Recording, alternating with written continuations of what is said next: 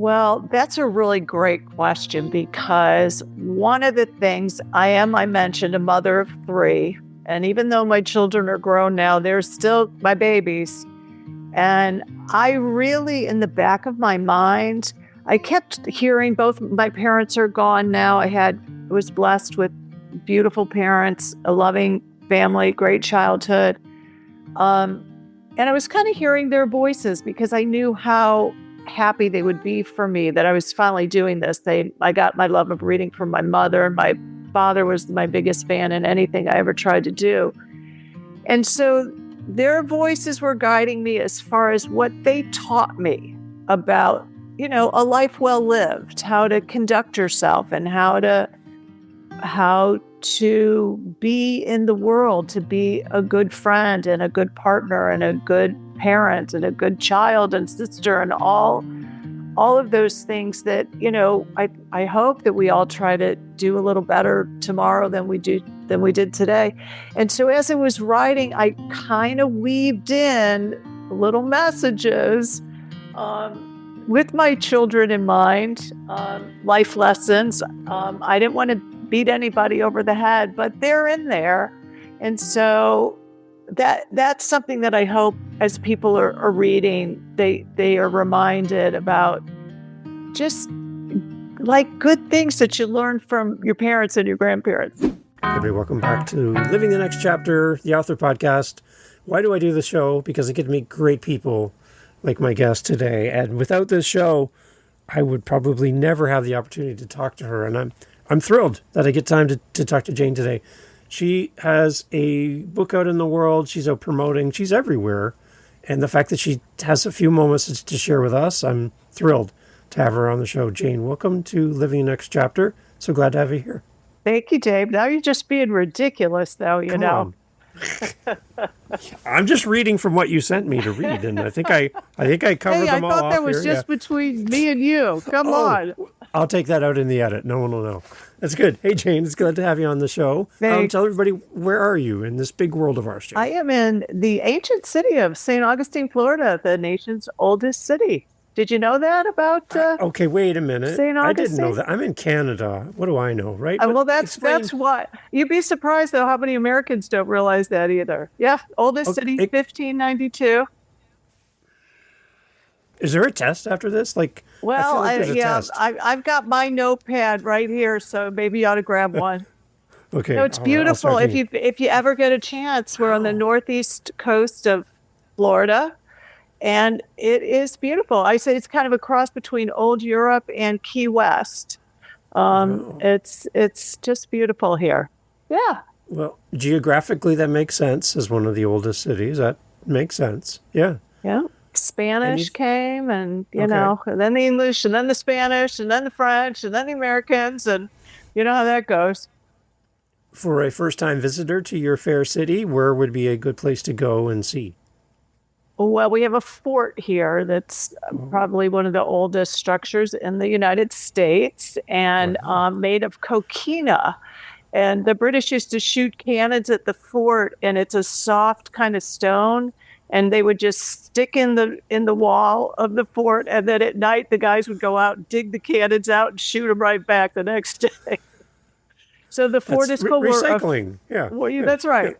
Yeah. It's very much a foodie city. There's not very many full-time residents, but we get a lot of visitors every year, people interested in history. And so there's a lot of great restaurants. Of course, the water's here, the beach isn't far. There's a lot. It's a popular place to come and spend a week or so. There you go. A lot of weddings, too. Weddings and bachelorette parties and such. It's very picturesque. Okay.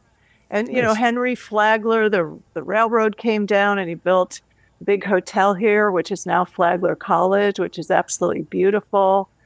So, it's a beautiful little town. There you go. We've now become a travel podcast, which is great, and I love it. I love the beautiful thing about having a podcast is I get to virtually travel the world and talk to people from all different places. So I like to learn a little bit of where my guests live and kind of, that part of the world is great. Awesome. Well, I love to travel, and that's why you could see, if anybody can see my book, it's the the Grand Canyon is on the cover.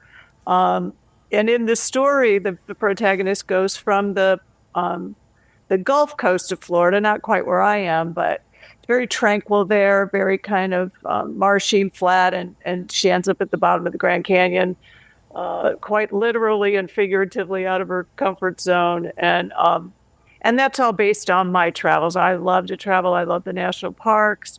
I love the mountains. I love the woods. We don't have those things here in Florida. We have other great things, but so I like to get out. I like a road trip. I prefer to be a passenger rather than a driver, but yeah, I love a road trip, and so there's a bit of road trip in the book too. Wow. Okay. Your journey as an author. How did all this start? How did you get here? Oh, yeah, well, it only took 6 years, Dave. Just I just Okay. whipped that thing right out. No problem. Always wanted to write a book since I was a young person. Have always read voraciously, fiction and nonfiction, but really I love to read fiction. And I just kind of always harbored this desire, one of those things like I really, before I die, I really would like to write a book, or at least try to write one. And I had some time. I had a little bout with something called lymphoma, non-Hodgkin's lymphoma, a little bump in the road, back in 2019. And so I was recovering and I had time, a little extra time on my hands. And as I was laying on the sofa, I kind of remembered this idea that I had based on a family secret, a true family secret when I learned it, I said, that would make a good book. And I just started writing. And that was 2019, almost exactly 6 years ago. And I can tell you this, Dave, reading a lot of books doesn't mean you can write one. And I learned that quickly.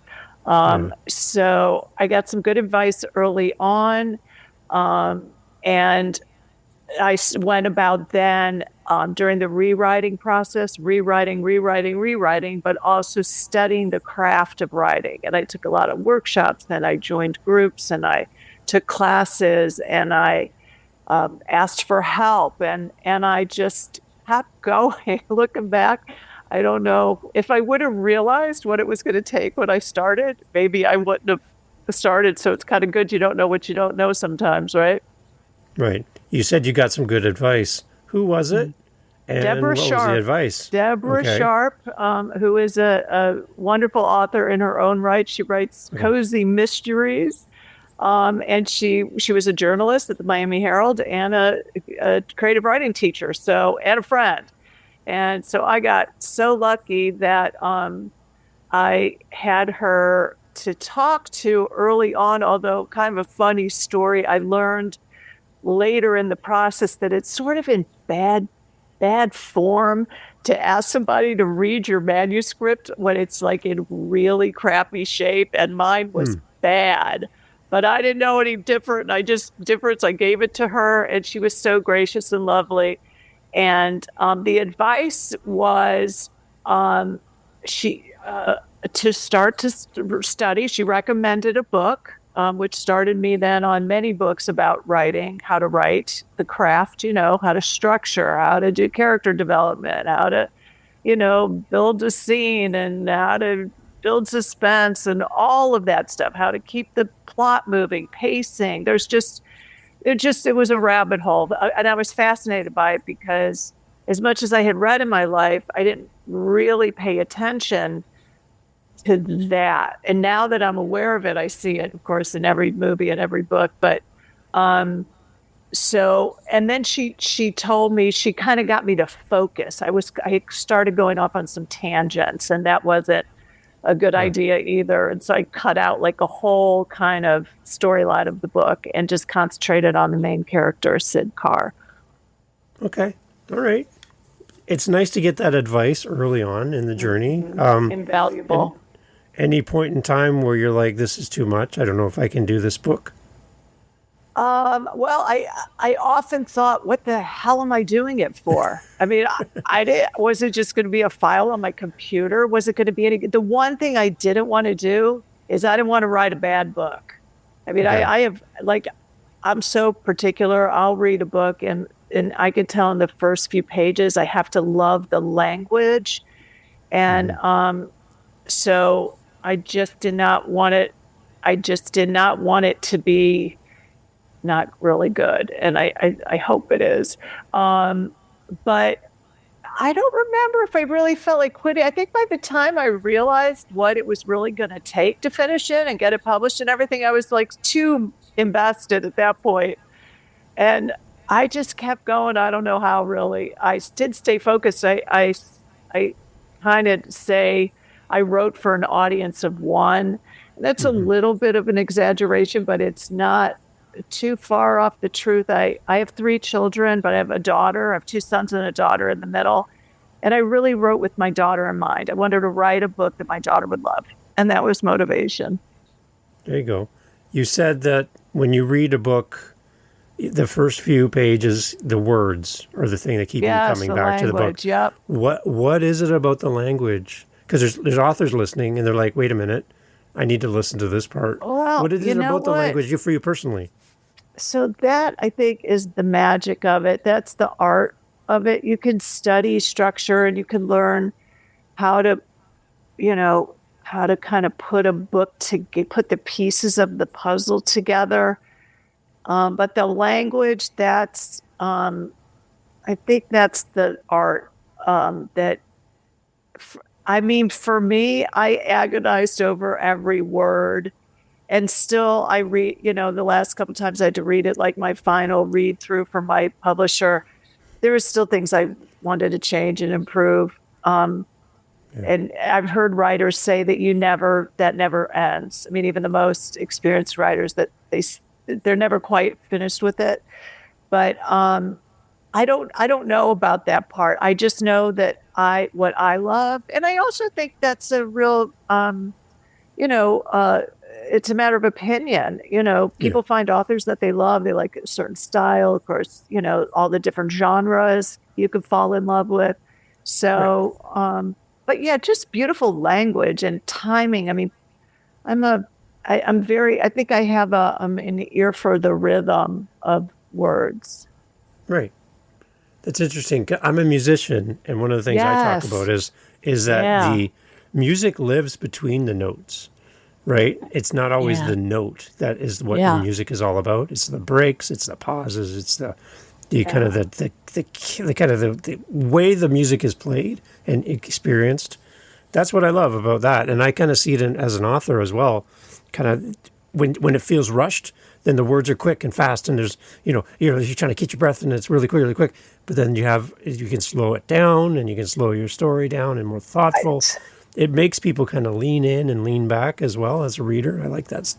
Yeah, one of the things I remember learning was when things are happening in the book really fast, like maybe a crime scene or an accident, when it's just in a second, that's when you slow down the writing. And then when something is very slow, you might kind of race it up, like your thoughts are racing, even though like nothing's happening, like you're waiting or suspense is building or something. So yeah, kind of, those are techniques that there's just so much. I mean, I had to stop at one point and just write, but I really enjoyed reading about how to write. It's fascinating. There's a lot of very, very good books out there on the craft of writing. Yeah. What kind of books do you enjoy reading as a reader? Well, I do read widely. This is contemporary fiction. I mean, you could say women's fiction because it's, there's a woman protagonist and deals with some women's issues. And I like those kind of stories. I like, characters that I can relate to, but I love historical fiction.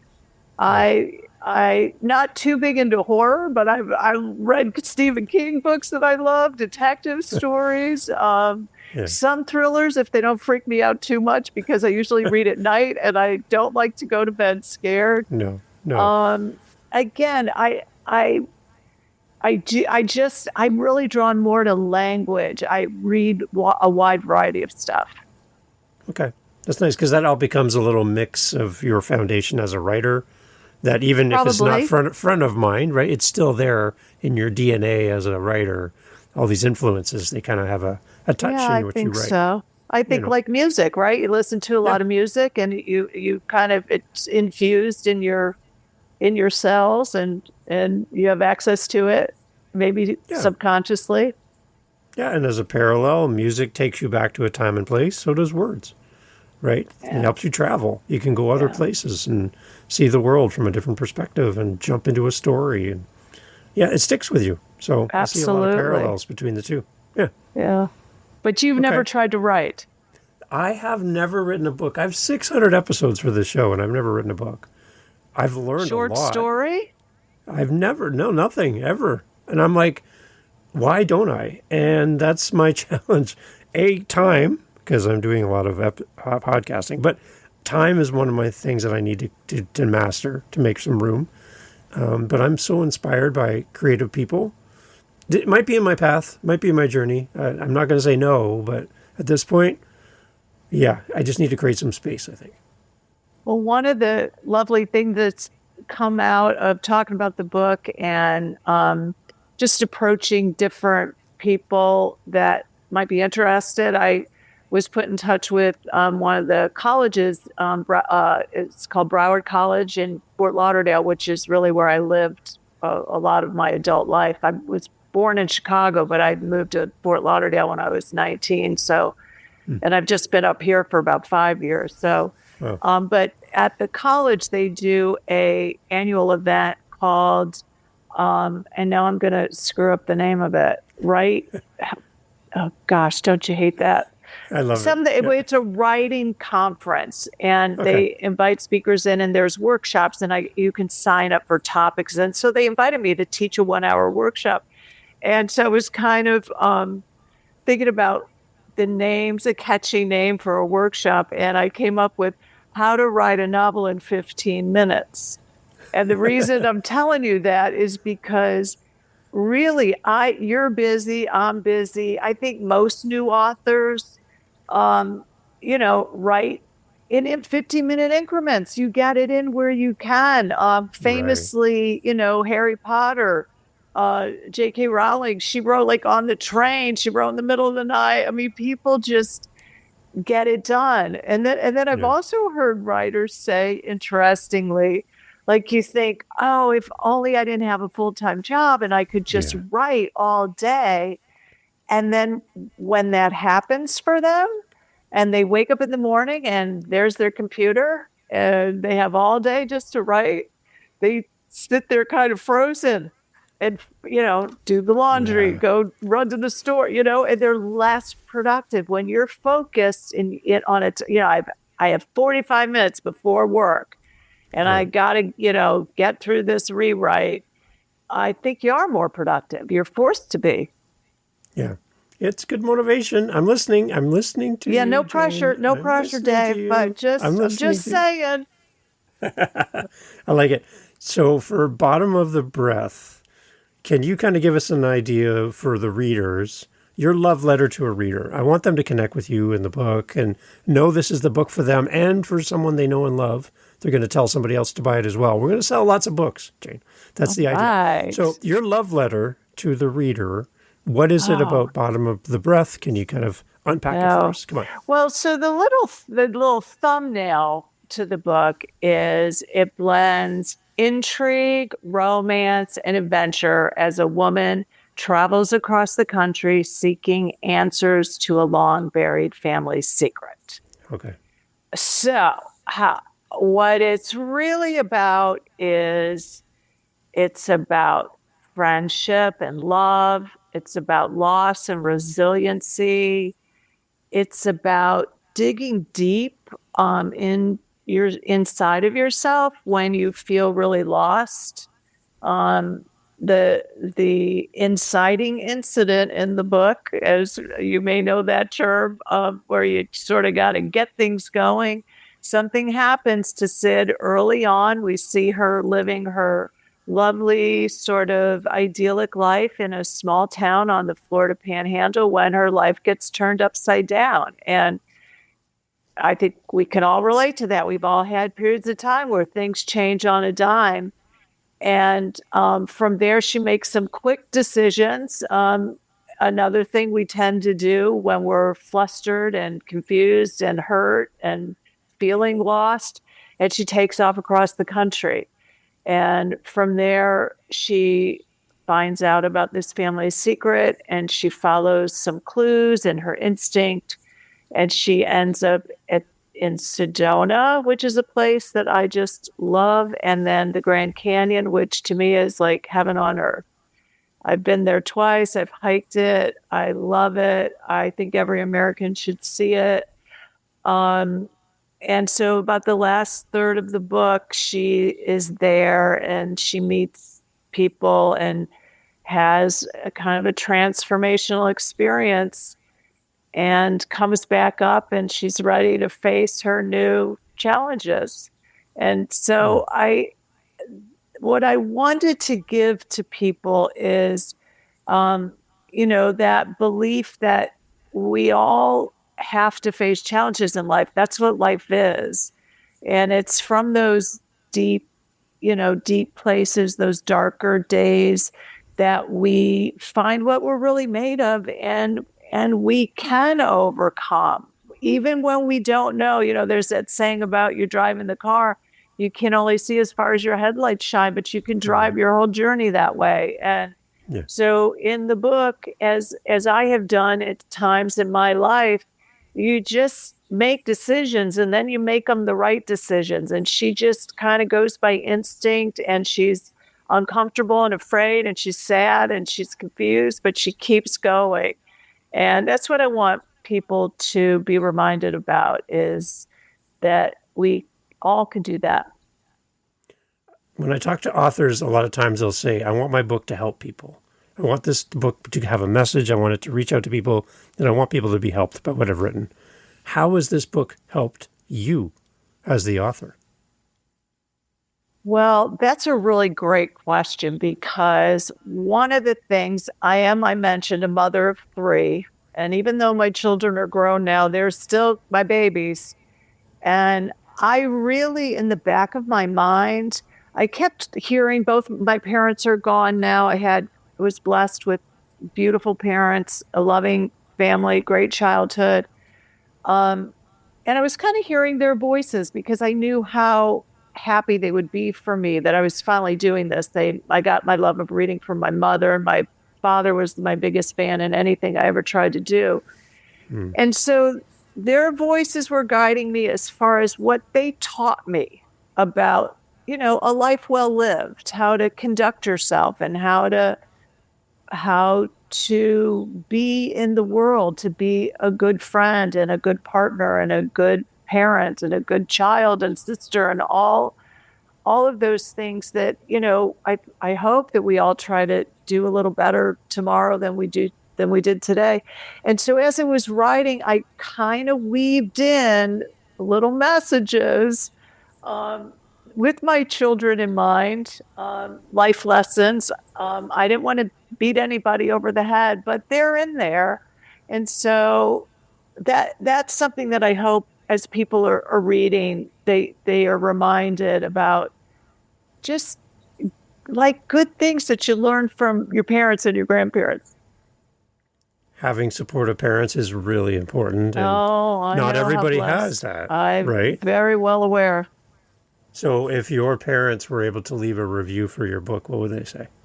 Oh my God. My mother, she taught me to read, literally, and taught me to love reading. And oh my God, she would be so funny and so happy about it. I think she would like it. I do, Dave. I think she would like it. And my dad, was born really a farmer, and he wanted very badly he was born in poverty. They were sharecroppers, his family, and his father died very young, and he was the oldest of 8 children, and they were just poor their whole lives. And he was determined to get out of that. And So we did two things. He learned how to box, and Wow. he lied about his age and joined the Navy, and he boxed in the Navy. And from there, on the GI Bill, he went to college in St. Louis, and that's where he met my mother. Um, so my dad taught me about hard work and about resiliency and about determination. So I think he would say that, that I put all those things to make this book a reality. Okay, what do we need to know about Sid, the character from your book? Oh, Sid, I love let's Sid. do this. Let's imagine you're hosting an event. Sid is coming in as your guest speaker to address the group about the book. You're introducing Sid to the crowd. They're going to come up to the stage and take the mic. How do you introduce Sid to this audience of fans of the book? Come on. Golly. So Sid would be very nervous about that. She Okay. she has a very good friend. There's a friendship at the heart of the book. Her friend Helen, who is really the much more pragmatic, just get it done and face facts. And she says unhappiness is wanting something other than what is. So Sid really looks to Helen for her strength and her, to just be there and hold her hand and help her through. So I think she'd want to drag Helen on the stage with her, first of all.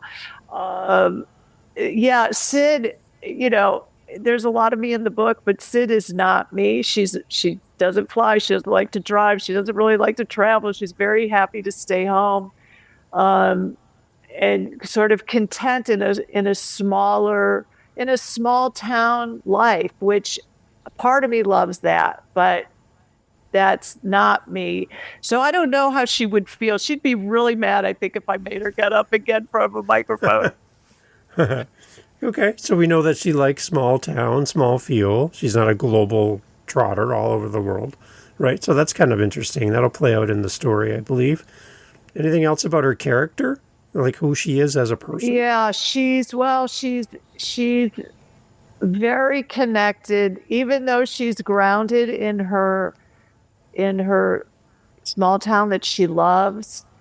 She's very much a person of the universe, and she's very interested in what it all means and how is she connected in not just to everyone, that she knows and loves, but the wider humanity and the divine in all of us. And so she looks a lot for signs from the universe, and she has a spiritual side. She's born into with a very devout Catholic mother, as I was. And she kind of she doesn't lose her faith, but she loses, I'm going to say, her religion because of something happens to her when she's young, and she feels like God kind of let her down. But really she knows that he didn't. And so she's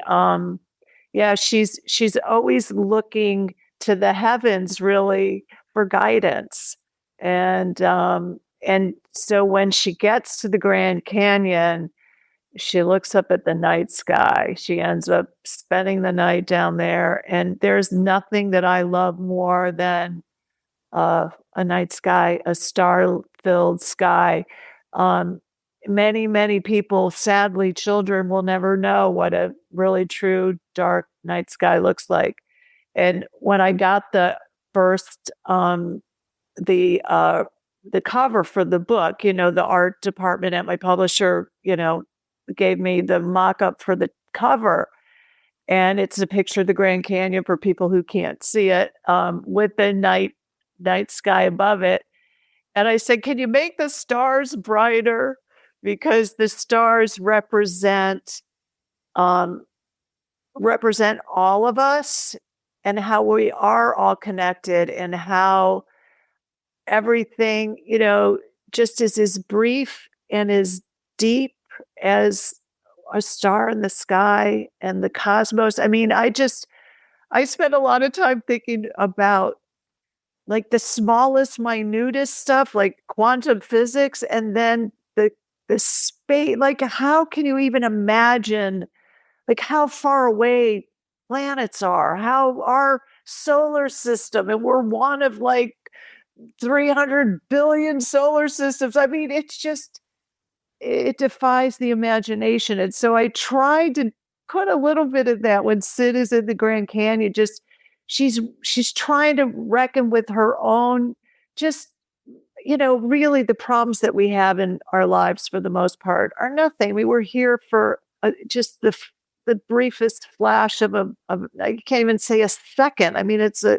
nothing, our lives on this planet as far as time, and yet it's everything. And so I tried to have her go through that thought process when she was in the Grand Canyon looking up at the stars and all that goes along with feeling that connection to everything and nothing. Nothing like being there as an author as well, standing in that setting and then having that as context to write your book. Like you've been there twice. I've like, been there. I right? didn't get to do what Sid did though. I didn't get to spend the night at the bottom of the Grand Canyon. I spent the night at the top. I walked, pretty good distance down. So that I did a lot. I did have fun researching. I also love architecture, and Mary Coulter is a architect that designed the one of the hotels that's there and some of the other buildings that are there. And so I ended up reading about her, and she was really a pioneering woman in her day. And so I wrote a little bit about that, and I wrote a little bit about the Indians that we know were in the canyon, centuries ago, and then all the shysters that tried to ruin it and probably are still trying, to get in there to make money, and how important it is for us all to protect and preserve these places that belong to all of us as Americans. I mean, I feel very, very strongly about that, how valuable our national parks are and how in jeopardy they are, especially now, but they've always been, it's always been a fight. And thank goodness there's been these few visionaries along the way when we needed them to realize what it was going to take to protect these places. So I just, as I travel and I try to visit the national parks and spend time outdoors and in nature, I just constantly reminded how precious it is, and that I want my children and my grandchildren and all the generations after to have it. They say a great man is the one who plants a tree under whose shade he knows he will never sit. And I hope that we can all remember that. I like that. I love that quote. I've used that before, and it's nice to be reminded of those. That's a really good quote. I love that. What does this book mean for you as far as legacy? Well, I was very much aware as I was writing it that a book is forever. And one of the funny things, Dave, I gave it to my youngest son to read at some point because my kids were they wanted to read both parts of the book. So it was at one iteration of the book. And early on in the book, now my son at this point was like, I don't know, 25. And there was like this little sex scene that like, she just starts kissing this guy. And I'm it was nothing. And he said, oh my God, Mom, I had to stop reading the book. So I had to, Dave, I'm not kidding you, this book is so G-rated because my son Jackson put this shame in me that, we spend the first half of our life hiding from our parents and the second half hiding from our kids. And so I had to completely take out, I think there's a couple love scenes in the book, but if you're looking for like tawdry sex scenes, this is not your book. Thanks to your son. How funny is that? There you go. Did he ever? I don't think he ever thought he'd be a book editor one day, but there you go, editing Mom's work. I'll have to, if I ever want to write a book like that, I'll have to write under a pseudonym. Yeah. Awesome. Okay, well, that's interesting. I like that story. the one thing I like to ask my guests, my listeners are always saying, Dave, when I find an author I love to know if there's more things coming from these authors, Oh, because you fall in thank love with you. these people, right? And you're like, Thank you. Thank you. oh, so is there more? We're living the next Yeah, chapter. It's the name of the show. So I know. kind of have I to ask. love it. I love it. So, I've had several people ask me, is there going to be a sequel? Because they ended up falling in love with Sid and Helen and Bobby and Nikki, just like I did. And I love the little town. It's a fictional town. I That's in the back of my mind. So maybe I'll Okay. get an idea about what they might be up to down the road. But I'm definitely working on another book, and Okay. it's going to be set in St. Augustine. And because I didn't live here when I started Bottom of the Breath, I lived in Fort Lauderdale. So I love St. Augustine. And as I told you, there's a very rich history here. And the old city, which I live just blocks from the oldest streets in this country, and cobblestone streets lined with, well, the oldest thing we have is 1702 because the British burned the town to the ground, other than the fort. But it's still lovely, and there's still old coquina walls around, and there's ghosts, Dave. So I have found an author that I absolutely am fascinated by, who wintered here as she cared for her mother in the late 1800s. And the ghost of Constance Fenimore Wilson is going to pay a visit to my protagonist in St. Augustine. So stay tuned for that. And I hope I can write it a lot quicker than this first one, because I hope I'm a little smarter and can go a little faster. But yes, I've been playing around. I have a little bit of an outline of my characters a little bit, so I'm having fun with that too. Okay. I like it. Take us to your website, Jayne. Where do we go to follow you, your journey? All of your Oh, you're socials are great. there. Where do we go? So it's easy, janemills.com. And the only thing you have to remember about that is there's a Y. My mom gave me a Y, Jayne. And I think my dad liked Jayne Mansfield. And that's also, I think, how I got Jayne with a Y. So janemills.com. And I do write. One of the things I do for fun to keep writing, even though I'm not working actively on the second book, is I write a newsletter that I send out through Substack. So my Substack is called Right Brain, but the right is WRITE, Right Brain, because Nice. I've used my left brain my whole career. My career is in finance. That's math. That's your left brain. And I always said, I need to use my right brain. So my Substack is called Right Brain, and I write about all the things we're talking about, just the journey of being a new author, what I didn't know, how I found a publisher, how I found how to structure a book, what's happening now. I'm learning about promotion. I'm doing podcasts. I'm trying to post on Instagram. Not plain Jayne Mills is my Instagram. And so I'm doing all that. But you know what? Like you, Dave, I mean, I'm sitting around doing nothing compared to you, but we're both having fun, because I would not, life's too short. I wouldn't be doing any of this, and we know we don't do it for the money. That's for sure. Right. But I'm having fun with it. And I hope that comes across more than anything, that there is a lot of love and joy in my book and in everything I'm doing right now. Life is short, and I'm determined to squeeze every little bit of joy out of it that I can. You're so fun to talk to, Jayne. I love it. Thank you. I want to now go and see this fort where the You have to come. cannonballs Yes, San Marco. stuck in the wall, and then you Yes. recycle them and throw them back. I think that's so cool. Castillo de San Marco. Come on down. I mean, it's been here, for 450 years. I think we'll keep it around a little longer for you.